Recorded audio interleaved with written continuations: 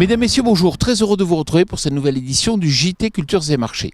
Nous commencerons cette émission aux États-Unis en évoquant le dernier rapport USDA qui tempère l'attention sur le marché du maïs. Nous poursuivrons en France avec une analyse de l'impact du gel. Nous tenterons ensuite de comprendre pourquoi la production d'huile de palme est en hausse à cette période de l'année. Enfin, nous évoquerons la forte baisse en France des surfaces d'orge de printemps.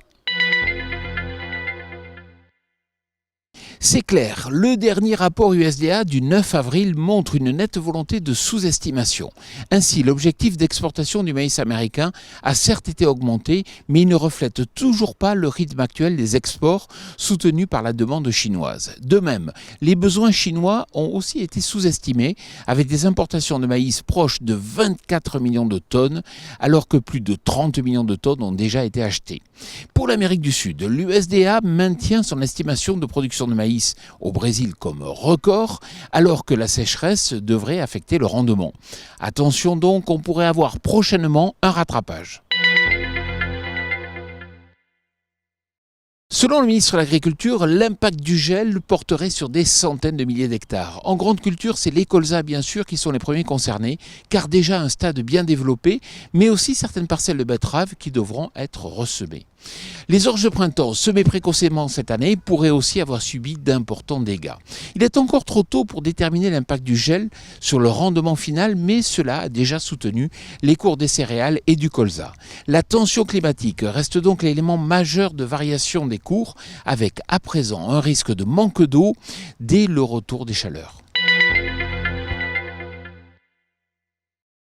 La production d'huile de palme est cyclique. Elle commence en mars pour se terminer en février.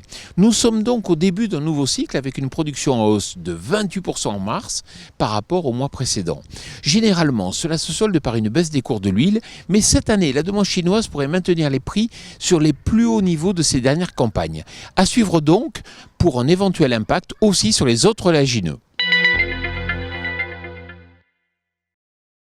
524 000 hectares, ce sont les surfaces d'orge de printemps semées en France selon le ministère de l'Agriculture qui a publié pour la première fois ses estimations. Et elles sont très inférieures aux surfaces de l'an passé avec près de 300 000 hectares en moins. Alors pourquoi une telle chute ?